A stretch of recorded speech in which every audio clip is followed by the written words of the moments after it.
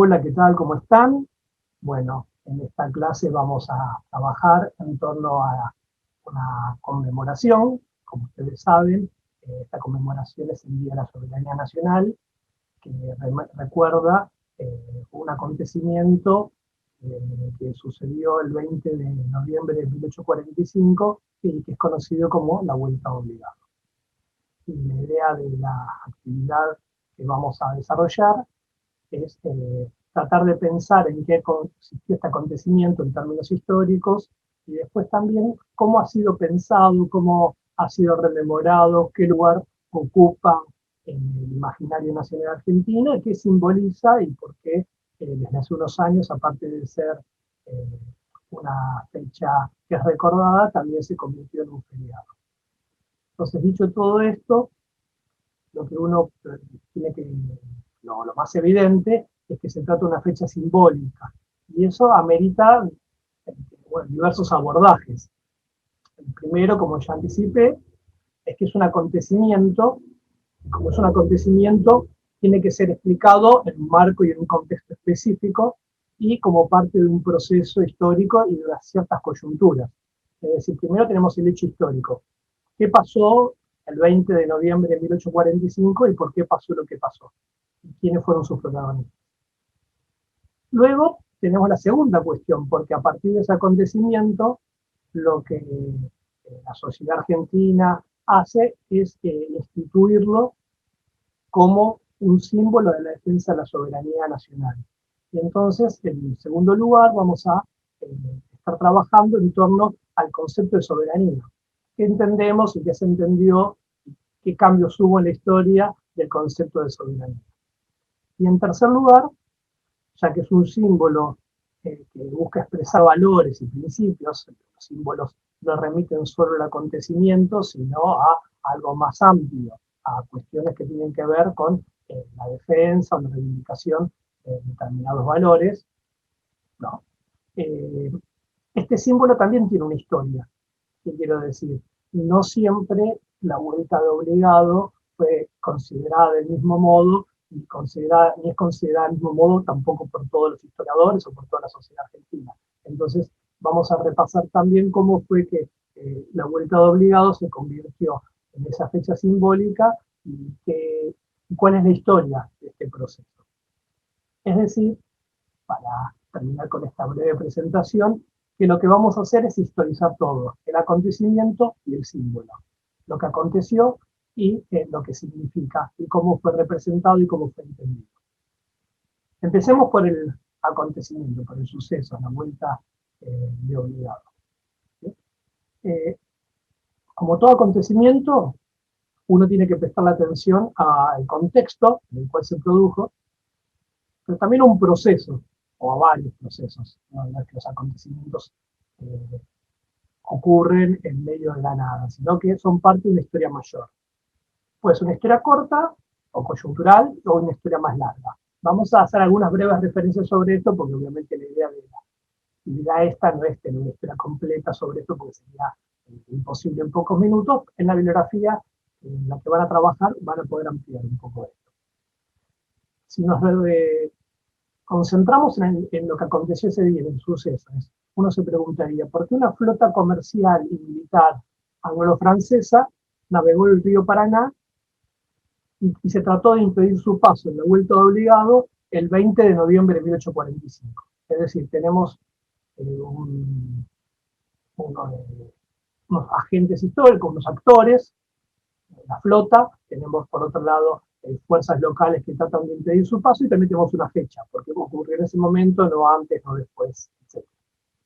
Bueno, hay una primera respuesta que se produjo en el marco de un enfrentamiento por la libre navegación y el libre comercio que fue impedido por Rosas. Que Rosas en ese momento, después de esto voy a hablar más, era por un lado el gobernador de la provincia de Buenos Aires y por otro lado era el representante o el encargado de las relaciones exteriores que le habían sido conferidas por todas las provincias de la Confederación Argentina. Rosas no es que tenía un cargo ejecutivo nacional porque no existía ningún poder nacional. Era una confederación, es decir, un conjunto de estados soberanos que se asociaban por su voluntad o por imposición, de las dos cosas, y en la década de 40 hubo una imposición muy fuerte del rosismo, y que le delegaban al gobernador de la provincia más importante y la que tenía el vínculo con el mundo a partir del puerto, en su ubicación geográfica, en su concentración de poder político y militar, le delegaban las relaciones exteriores. Había una flota que había querido pasar anglo-francesa para comerciar en forma directa con Corrientes, con Entre Ríos y llegar a Paraguay. Y el encargado de las relaciones exteriores decidía, se sostenía que eso no debía ser así porque no son ríos de libre navegación, sí, son ríos interiores. Entonces, volvemos al acontecimiento. La flota pasó, volvemos a narrar los hechos de la forma menos, con la menor cantidad de calificaciones posibles. Después los vamos a ir llenando de calificación o de análisis más que de calificación. La flota pasó, pero quedó en evidencia, fue un duro combate, hubo muchos muertos, hubo una resistencia muy fuerte, había una desigualdad en términos armamentísticos, ¿sí? Pero si bien la flota pasó, quedó en evidencia que no era lo que más les convenía a Francia e Inglaterra, porque fueron hostigadas tanto a la ida como a la vuelta a la flota, no fue tampoco un gran negocio, no era exactamente las expectativas que tenían, y Rosas mantuvo una posición muy férrea de no someterse a los designios de estas potencias, y logró que entre 1849 y 1850 se firmaran tratados en la que se ponía fin a todo este tipo de situaciones. Como sabemos, 2 años después Rosas sería derrocado, pero por fuerzas ya de Entre Ríos, de Corrientes, también, bueno, ahora vamos a hablar de Uruguay y el apoyo de Brasil, pero ya no de potencias extranjeras, de las extranjeras de América, Francia e Inglaterra. De este episodio, en ese momento fue muy importante por lo que implicó, más que nada por lo que simbolizó, o sea, no fue una situación en la cual haya salido ganancioso Francia e Inglaterra, y Rosas, por el contrario, se convirtió en una figura muy alabada, no solo por la defensa de la soberanía a nivel local, sino a nivel americano. Por ejemplo, en Estados Unidos y en otros países de América que no tenían, su gobierno no tenía ninguna simpatía por el gobierno de Rosas, le dieron un gran reconocimiento en el continente, porque estaba defendiendo un principio básico de ese periodo post-independentista, la no injerencia europea. Ustedes piensen que a lo largo del siglo XIX hubo muchos, o varias por lo menos, situaciones de injerencia de potencias europeas en América, de Francia, de España, de Inglaterra. Quizás la más notoria es la ocupación de México por tropas francesas y la introducción de un monarca que iba a ser 20 años después. Pero hubo varios. Entonces, había una cuestión muy fuerte de la defensa de que América es libre y tiene derecho a determinar por sí misma cuáles son a regirse por sí misma sin intervención europea. Y también recibió algo que en términos simbólicos va a ser muy importante para la historia argentina, que fue el apoyo de San Martín, que también es muy conocido. San Martín escribió unas cartas, legó el sable, con, digamos, una cuestión de mucho orgullo por el tema de la defensa de la soberanía y el valor de los americanos y demás. Esto sería como el acontecimiento y unas repercusiones inmediatamente posteriores. Si uno pone este acontecimiento en una historia larga de por lo menos medio siglo, para atrás y para adelante, lo que tiene que ubicar en el marco de un proceso de organización político-territorial de la Cuenca del Plata en el periodo postindependentista. Es decir, tras la separación de los pueblos que formaban parte de la monarquía española y portuguesa en la zona de la Cuenca del Plata, se produce una situación política novedosa, en la cual están en disputa la organización de nuevos poderes políticos y también de sus territorios. Y todo eso está en disputa, es algo abierto, no está predeterminado.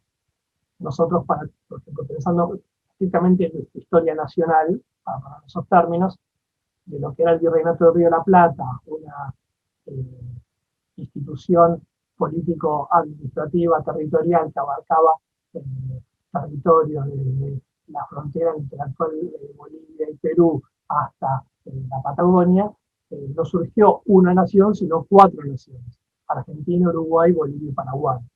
Eso no es algo que estaba predeterminado, podría haber sido distinto. Sobre esto tenemos la vuelta después de un par de meses.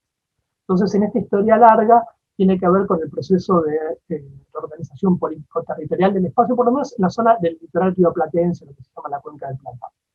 Y este proceso uno lo tiene que pensar en una historia larga, pero de mediano plazo, desde la crisis y la descomposición de las monarquías y los procesos independentistas, pero puede ir hacia atrás hasta los conflictos entre España y Portugal, por la posesión de estos territorios.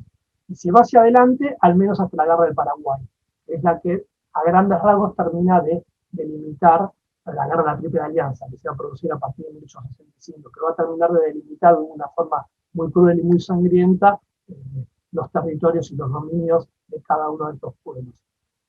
Y va a contribuir a la consolidación de los estados nacionales. Y el otro proceso que hay que tener en cuenta, porque estamos hablando de algo que está sucediendo al interior de los pueblos que forman parte de la Cuenca del Plata, es algo que es externo pero relacionado, que es el proceso de expansión comercial, financiera y colonial europea, que se está dando a la vez. Y que en este caso, sus principales protagonistas son Francia e Inglaterra. Entonces, para entender este acontecimiento, este contexto y esta historia larga, hay que tener una mirada local, regional y una mirada global a la vez. ¿Por qué digo todo esto? Porque si uno saca alguno de estos elementos, no se entiende qué pasó, no se entiende por qué los actores tomaron determinadas decisiones, no se entiende del todo qué es lo que estaba en juego. Entonces, lo que voy a hacer, pero muy brevemente, simplemente para situarnos, es hacer unas referencias a lo local regional, cuáles eran esos actores involucrados, solo los voy a mencionar, y después a el proceso de expansión colonial europeo.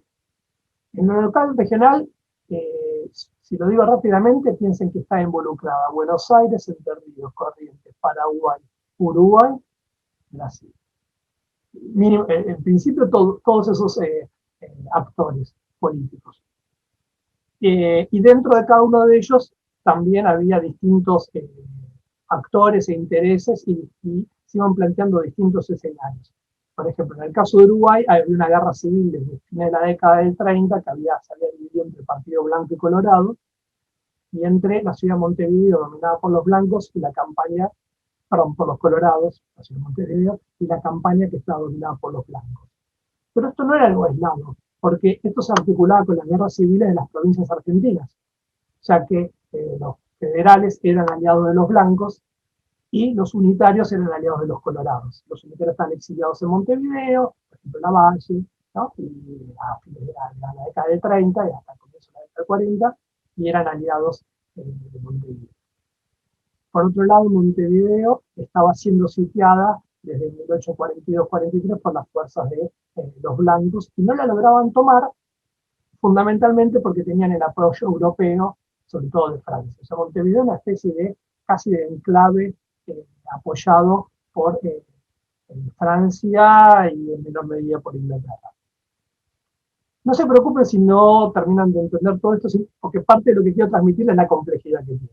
Por otro lado, Paraguay, que hasta comienzo de la década del 40 había estado aislada del resto, a buena medida había estado aislada, ya gobernada por Francia, y que comienza un proceso de apertura. De hecho, la independencia de Paraguay recién se declara en 1842, no me acuerdo exacto, pero creo que es 1842, y digamos, emerge como figura López, que lo que busca es tener un contacto con el exterior mayor. Pero para eso hace falta algo, que es que los ríos, Paraná y Uruguay, puedan ser navegados, sobre todo el Paraná, puedan ser navegados libremente o por lo menos que puedan llegar buques extranjeros hacia Paraguay. Por otro lado, Brasil, que se había independizado en la década de 1820, pero sigue siendo una monarquía, que tuvo muchos conflictos internos y que durante buena parte de la primera mitad de la década del 40 había estado en una guerra interna muy importante en la zona sur de Río Grande, que es la que tiene mayor contacto con el territorio del que estamos hablando, que buscaba separarse y crear una república.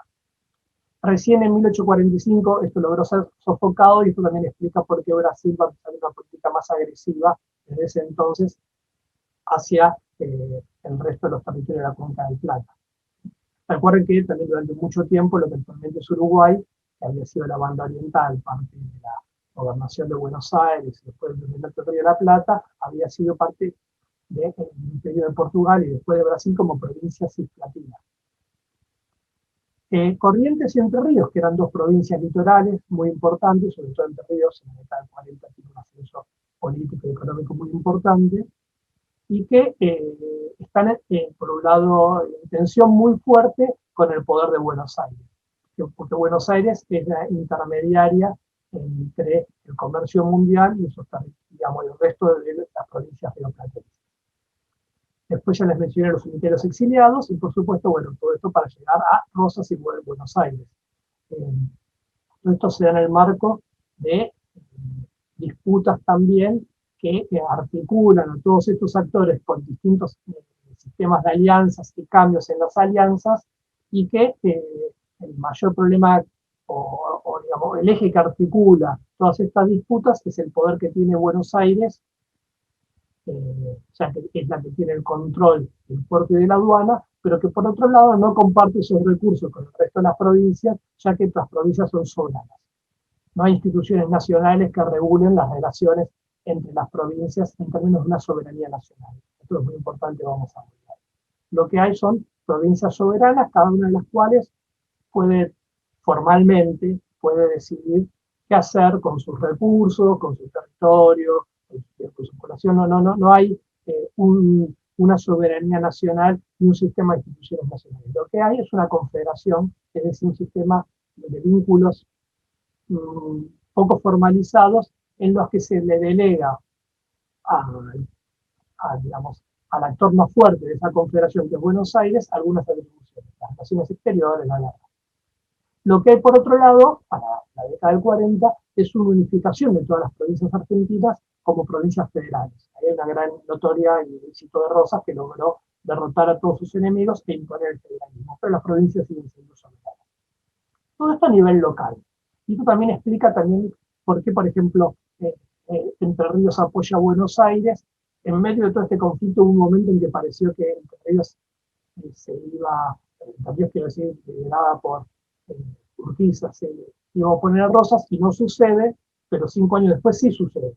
Y si uno ve las fuerzas que van a derrocar a Rosas, son estas que le estamos diciendo: Entre Ríos, Corrientes, Brasil, fuerzas uruguayas, y Paraguay, que no interviene, pero que está ahí.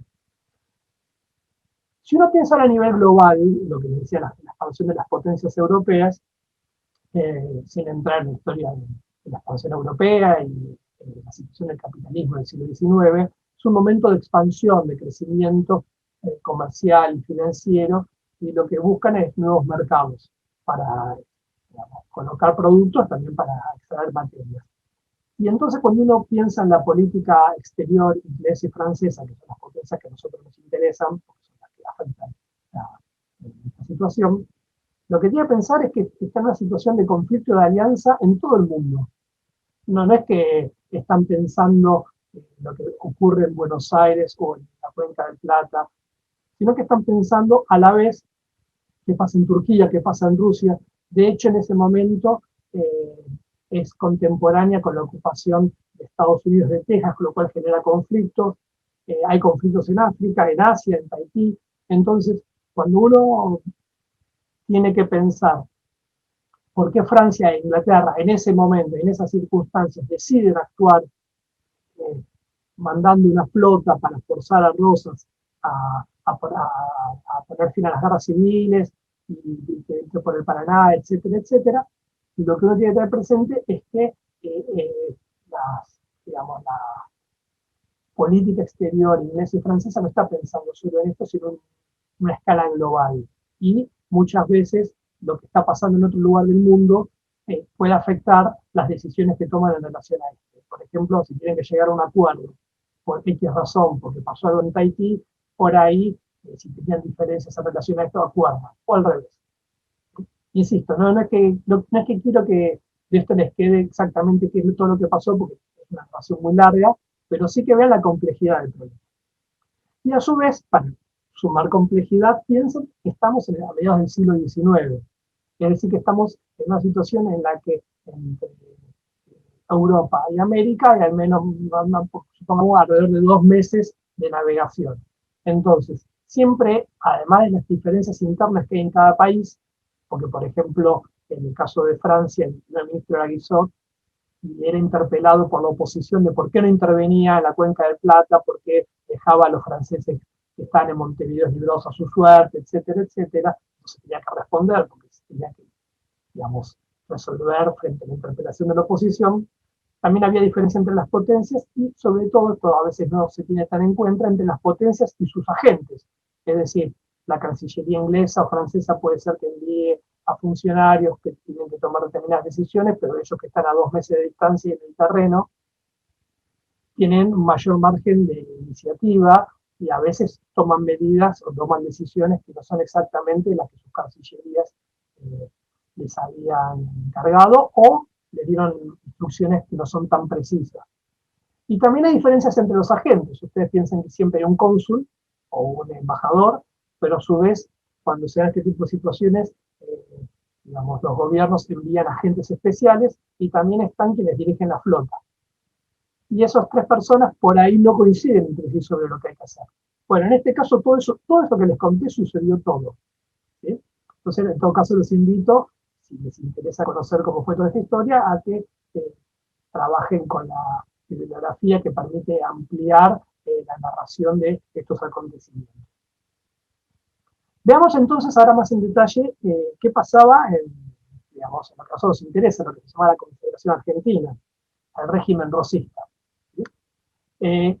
Si ustedes van a ver en el texto de Chiaramonte, él plantea algo muy importante, que la forma en la que es interpretado todo este proceso, o toda esta serie de acontecimientos, es anacrónica. ¿Por qué? Porque estamos planteando que es el Día de la Defensa de la Soberanía Nacional cuando no existía una soberanía nacional, porque no existía una nación y un Estado nacional argentino. Lo que existía era una confederación. Una confederación en la que Buenos Aires tenía un fuerte conflicto con el resto de las provincias. ¿Sí? No se concebía la soberanía nacional tal como la concebimos hoy en día, porque los sujetos soberanos eran las provincias. Y esto es muy importante tenerlo presente, porque es parte de la naturaleza del conflicto, y es parte de esa cuestión que es ambigua, contradictoria, sobre por qué la provincia de Buenos Aires, a través de Rosas, podía decidir que esos ríos no se navegaran, y eran ríos interiores, cuando Entre Ríos y Corrientes eran formalmente provincias de estados soberanos, ¿no?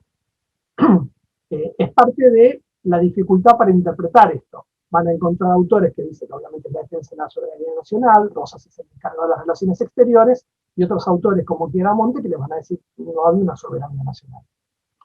Y, lo cual es cierto, pero por otro lado también es cierto que había una especie de acuerdo o consenso en lo que era el derecho internacional, el derecho de gente de la época, que los ríos interiores no podían ser navegados por naciones extranjeras sin permiso. Y esto era algo muy interesante porque no era algo que solo ocurría en la Cuenca del Plata, era algo que también pasaba en Amazonas o en América del Norte, en el río San Lorenzo. Y entonces, lo que estaba aconteciendo en el río de la Plata también tenía mucha repercusión en otros países porque implicaba que, digamos, según lo que se resolviera o cómo se resolviera, qué capacidad tenían las potencias extranjeras de navegar libremente por ríos que eran considerados interiores. Igual lo que estaba en discusión acá es si eran ríos interiores o no lo eran, porque si efectivamente Entre Ríos y Corrientes son estados soberanos, entonces serían como, digamos, hoy en día como 2 naciones extranjeras. Y de hecho hubo intentos de que se crearan poderes políticos territoriales, que los concebimos como naciones, que abarcaran Entre Ríos, Corrientes, Alianza con Paraguay, y esto era posible porque efectivamente no existía una soberanía nacional todavía. Así que, pido perdón por hablar mucho, requiere que ayude mi garganta. Vamos a dedicar unos minutos a entender de qué se trata esto de la soberanía. ¿Sí? Si, digamos, en un segundo momento, bueno, salimos de los acontecimientos, vamos a ver un poquito ¿En qué consiste el concepto de soberanía? ¿Cuál es su historia a grandes rasgos? Todo esto que vamos a hablar es a grandes rasgos, después van a poder profundizar con los materiales de la materia.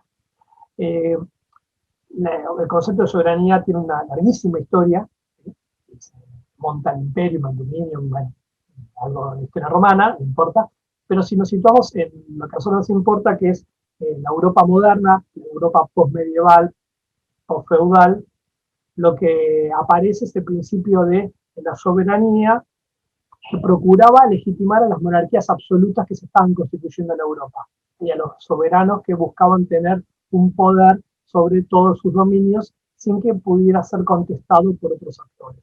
Entonces, una definición un poco rápida pero efectiva de soberanía, podríamos decir que es un poder que no depende de otro. Es un poder que no depende de otro, que actúa según su voluntad y que es indefinido en el tiempo. Y es la idea que se tenía sobre cuál debía ser el poder de los monarcas absolutos. Su único límite era hacia arriba, que era Dios. Bueno, esta noción de soberanía se va cargando de contenidos y sufre un cambio importantísimo entre el fin del siglo XVIII y las primeras décadas del XIX, que tiene que ver con la aparición del concepto de soberanía popular, que es el que rige hasta el presente, que es el que nos interesa a nosotros, la soberanía popular.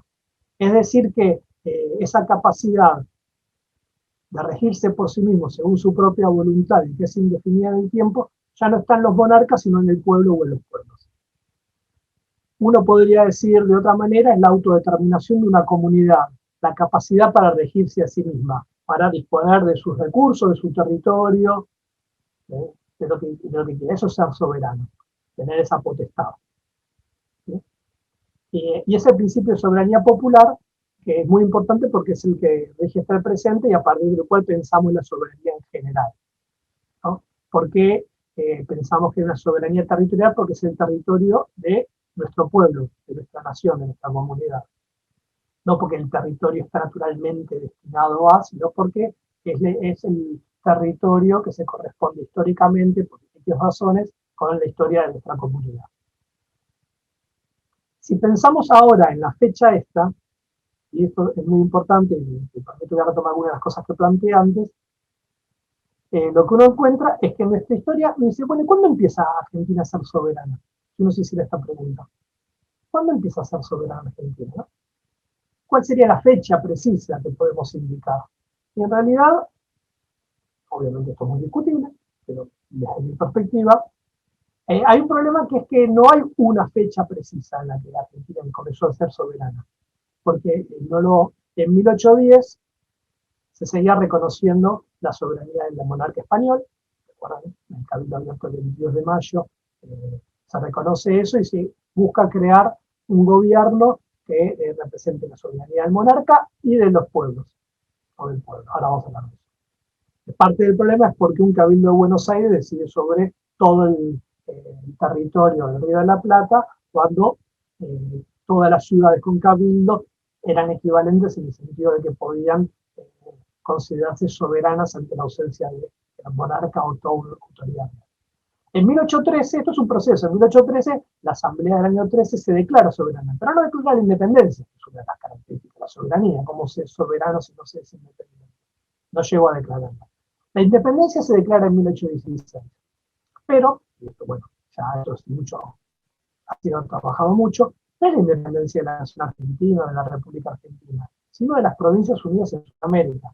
Recuerden que los pueblos que estaban representados en el Congreso de Tucumán eran Buenos Aires, Córdoba, y de Córdoba hacia la cordillera, Mendoza, Cuyo, perdón, Mendoza, San Juan, etc., y hacia el norte, Tucumán, Salta. No estaban los pueblos del litoral, porque formaban parte de la Liga de los Pueblos Libres, y había algunos pueblos que formaban parte de lo que actualmente es Bolivia. O sea que es la independencia de los pueblos unidos en Sudamérica, con la expectativa de después se sumaran otros, pero no de la República Argentina. Entonces, si uno quisiera ser más estrictos, que es muy jurídico esto, es una dimensión del proceso, la soberanía nacional considerada de ese modo, uno la tiene que ver a partir de la Constitución del 53, cuando se declara que hay una soberanía nacional y es aceptada, porque esto también se había declarado en la Constitución del 19 y en la del 26, pero fracasaron. Y en realidad no es aceptada por todos, porque en el 53 Buenos Aires no acepta el liderazgo de Urquiza, no acepta la Constitución Nacional, y recién en 1860 Buenos Aires se incorpora, es decir, al resto de las provincias y forma parte del Estado federal. Si lo repasamos, lo que vemos es que entre 1810 y 1860 hay un proceso a partir del cual un conjunto de pueblos, que primero son ciudades con cabildo, después con provincia, y a partir de guerra, de acuerdos, de conflictos, de enfrentamientos, de negociaciones y demás, van conformando un nuevo panorama político que va dando forma a la nación argentina, que en el proceso constitucional uno puede considerarse soberano. Y acá está el núcleo del problema que nos remite a lo que pasó en la vuelta de obligado o lo que simboliza la vuelta de obligado. ¿Hay la soberanía nacional o hay soberanía de los pueblos? Es un problema que está en 1810,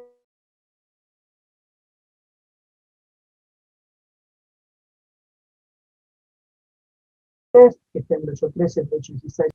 Se resuelve entre 1853 y 1860 y se termina de resolver recién en 1880, cuando Buenos Aires no acepta la elección de Roca como presidente, se desata un conflicto y Buenos Aires es ocupada, la provincia es dividida, se separa la capital, que se la declara capital federal y que está bajo, digamos, el mando del Poder Ejecutivo Nacional.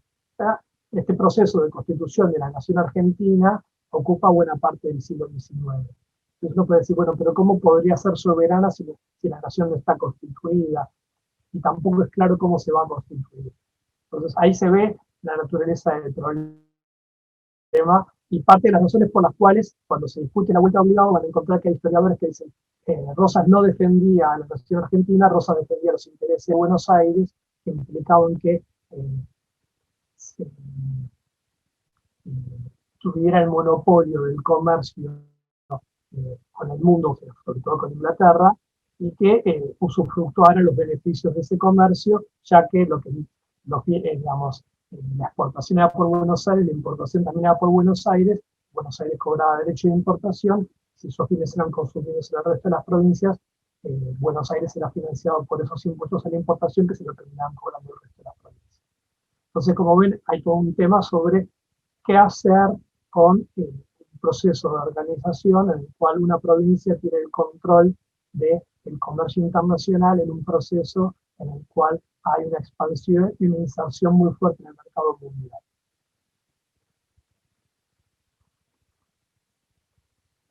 Y todo esto nos lleva al tercer punto que quería plantear, es, bueno, ¿cómo entra la historia hasta la vuelta de obligado como vía la soberanía nacional? No es un hecho natural, porque, bueno, contando esta historia o pensándola en términos más largos, ¿por qué este acontecimiento y cuándo empezó a considerarse que debía ser parte de la historia nacional? Bueno, para entender esto hay lo que es clave, que es la asociación entre la vuelta obligado, la defensa de los intereses nacionales y una figura, que es Rosas.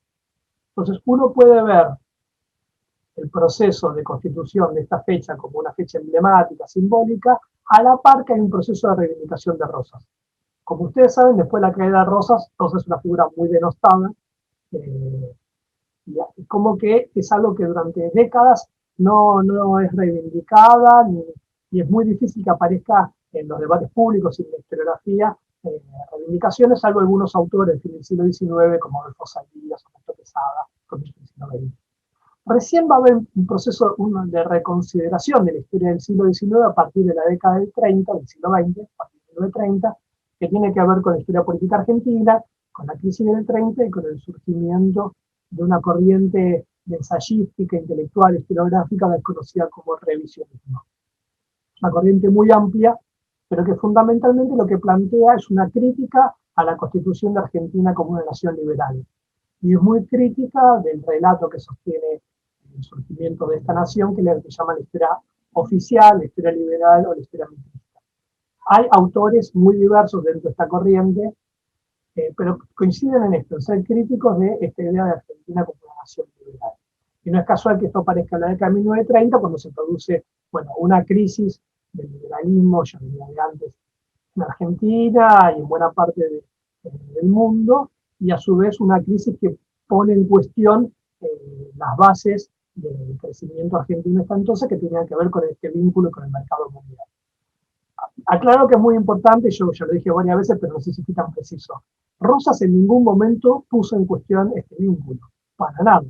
Buena parte del poderío de Buenos Aires y del crecimiento económico de Buenos Aires se debía a este vínculo con el mercado mundial. De hecho, Rosas era muy respetado por los comerciantes ingleses y por muchos de los funcionarios, aunque no estuvieran de acuerdo necesariamente con la forma en la cual construyó el poder político y la dinámica que tuvieron las guerras civiles, los enfrentamientos, el terror y demás. Pero Rosas, de hecho, cuando Rosas fue derrotado, se exilió en Inglaterra, fue recontra bien recibido y demás. Entonces, no pasa por eso, sino que pasa por cómo se producía ese vínculo con el mercado mundial y cómo se distribuían, digamos, los beneficios que eso traía y que, digamos, pueblos estaban en condiciones y qué sectores están en condiciones de tener alguna ganancia de este vínculo. Porque ahora vamos a ver, se ha roto una historia retrospectiva de que había un proyecto alternativo vinculado con el proteccionismo que en realidad lo que estaban pidiendo, por ejemplo, Entre Ríos, Corrientes y Paraguay, no era un proyecto proteccionista. Para Corrientes en algún momento, hasta la década del 30, sino que están planteando en ellos un comercio directo con el mundo, para poder sacar sus productos sin pasar por Buenos Aires, y para que los productos que vienen de Europa puedan entrar a sus provincias en forma más barata. Muy importante, porque si no hay una idea acá un poco confunde. Y esto es lo que plantea, porque esta idea confunde, es la que introduce el revisionismo. Volvamos entonces a cómo se constituyó esta fecha, este feriado. Como nosotros sabemos, es nuestro feriado más reciente, junto con el de Martín Miguel de Güemes, ¿no? Es algo que sucedió en los últimos años. La decisión la tomó Cristina Fernández de Kirchner, y no es casual porque durante su gobierno se produjo una relectura de la historia nacional que recurría a claves interpretativas tradicionales, las que proveyó el revisionismo en la década del 30, pero sobre todo las revisiones o las nuevas versiones del revisionismo en la década del 60, y incorporó otras claves, por ejemplo, la perspectiva de género, la reivindicación de Juana Zurduy, por ejemplo. Y hay un nuevo ciclo de efemérides que se da digamos, con el gobierno de Cristina Fernández de Kirchner, y se decreta en el año 2010 como feriado el Día de la Soberanía. Si vamos para atrás, vamos a ver que hay dos mojones previos que son muy importantes, en 1934 y en 1974, y que tiene que ver con el revisionismo y con el peronismo. Lo otro que no dije del revisionismo es que, por lo menos en la década del 30 y del 40, lo que planteaban es que la figura alternativa a esta Argentina liberal obviamente había sido Rosas, y que parte de la decadencia argentina se produjo cuando fue derrocado en la batalla de Caseros, y que entonces la forma de encontrar una historia alternativa era recuperar lo que había sido el legado de Rosita. Entonces por eso hay un vínculo entre el revisionismo, Rosas y la vuelta a en 1834 hay un movimiento muy fuerte en la que se promueve, ya se había intentado hacer antes, una reivindicación de Rosas y una repatriación de sus restos. Recuerden que está en Inglaterra y que el presidente que repatrió los restos de Rosas fue Menem durante su primera presidencia, que también fue quien lo puso en un billete, con esa idea de conciliar el pasado nacional.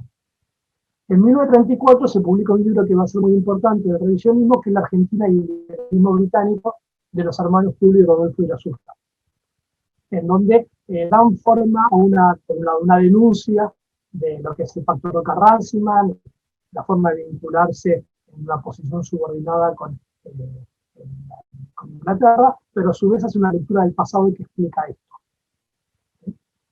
En 1934 se produce también el primer homenaje público a la vuelta obligada. Piensen que habían pasado casi 100 años y no era un acontecimiento que estaba en la discusión, no era algo que era reivindicado mayormente.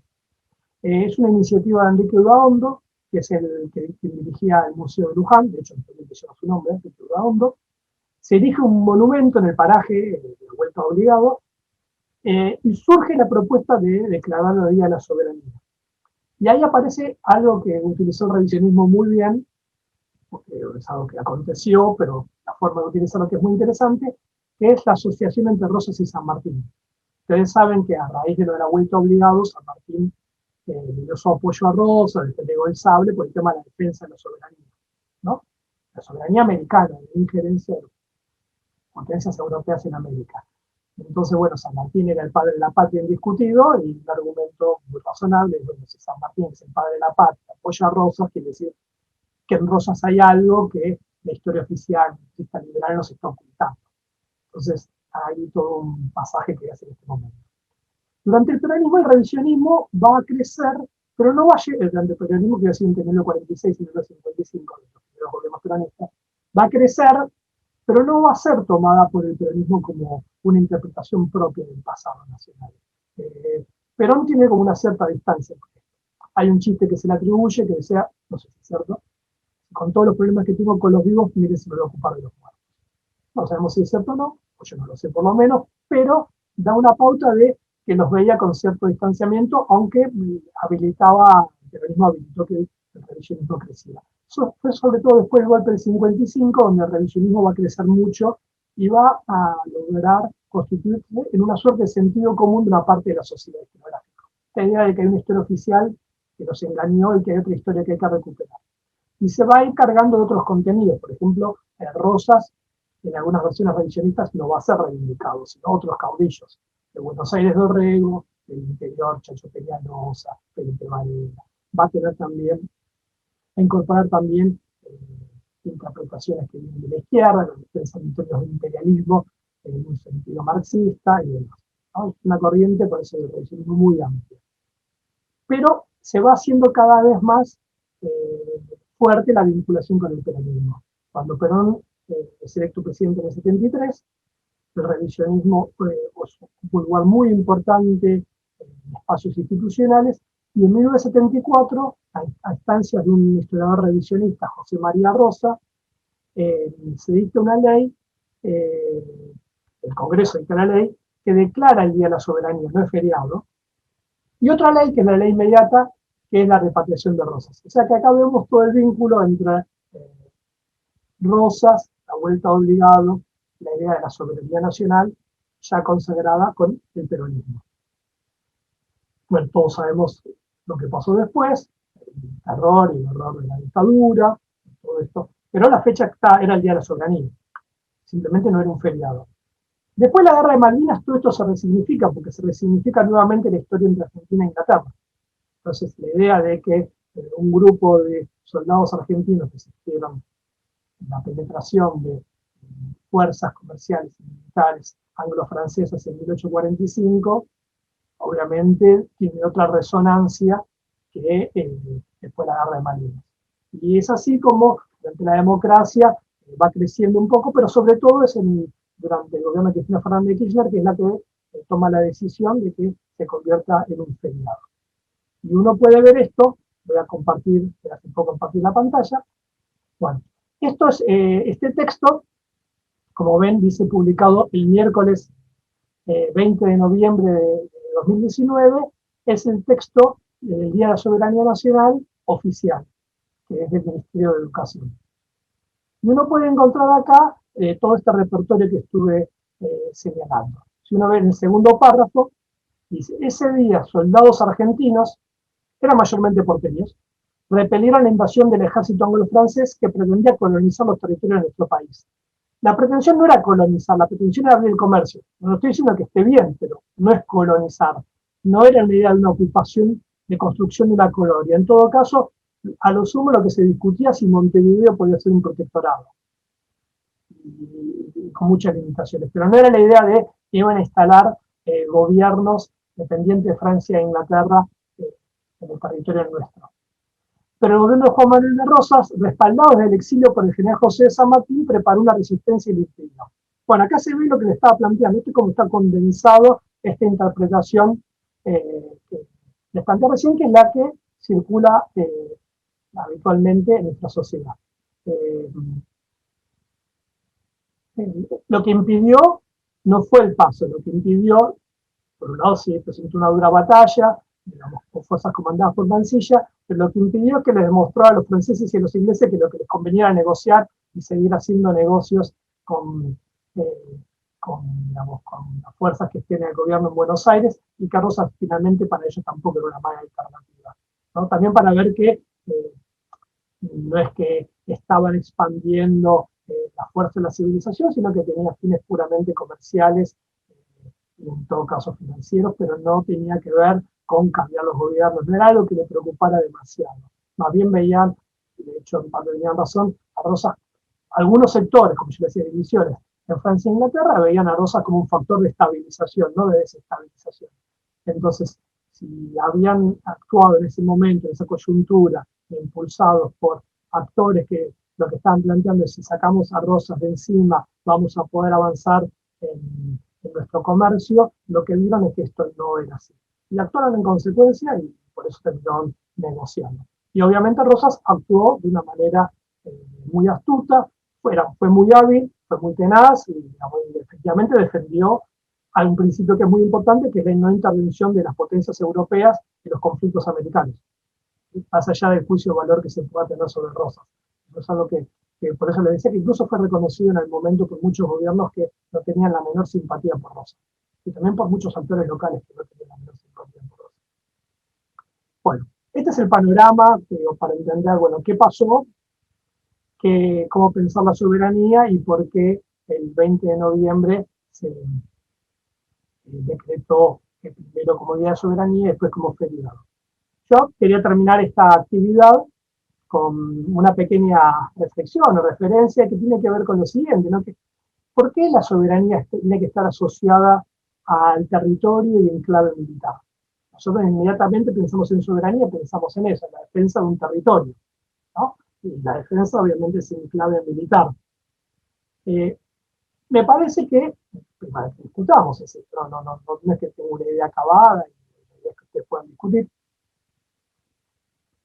que es una forma parcial de entender la soberanía quizás, porque, por lo menos desde mi punto de vista, a lo que planteé antes, también lo que hace lo relevante es la soberanía popular, es decir, eh, la idea de que somos parte de una comunidad que tiene el derecho a decidir sobre nuestro destino, sobre nuestro presente, sobre cómo interpretar nuestro pasado, sobre nuestros recursos, y de ahí se derivan todo el resto de las atribuciones soberanas, incluyendo el territorio, ¿no? No es que, porque esto a veces lo que hace pasar es que como hay un territorio lo defendemos, no porque somos una comunidad defendemos nuestro territorio.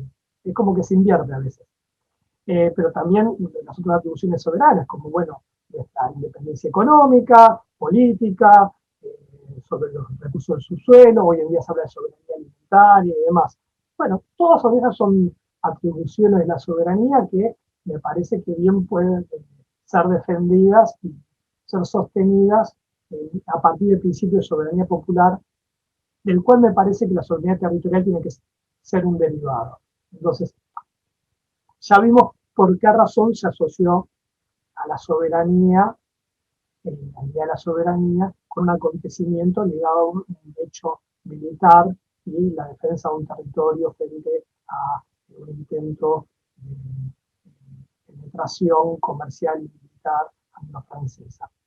Pero también tiene que ver con la propia historia de cómo se fue construyendo Argentina en general, en el sentido de por qué el territorio.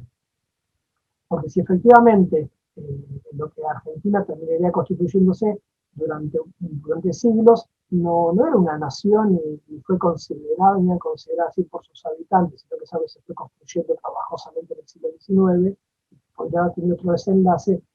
Muy difícil pensar en términos de una continuidad del tiempo, porque una nación se supone que tiene una continuidad del tiempo, algo que se fue construyendo a lo largo de los siglos y que en un momento cobra forma, cobra conciencia y construye un Estado nacional.